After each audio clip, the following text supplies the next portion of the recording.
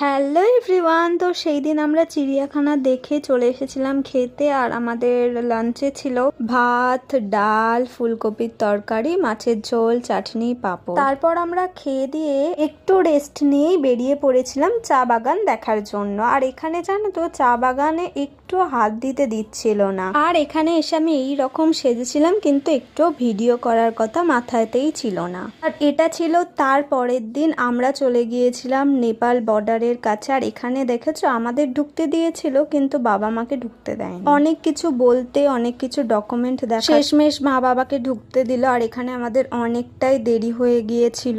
দেন আমরা একটা গাড়ি নিয়ে চলে গিয়েছিলাম ঘুরতে। আর আমরা জানো তো নেপালে বেশি চা বাগান দেখেছি, দার্জিলিং এর থেকে বেশি চা বাগান ছিল নেপালে। আর জায়গাটাও খুব সুন্দর ছিল, মানুষগুলোর ব্যবহারও খুব ভালো ছিল। তো আজকের মিনি ব্লগটা এতটাই, দেখা হচ্ছে অন্য একটা ব্লগে।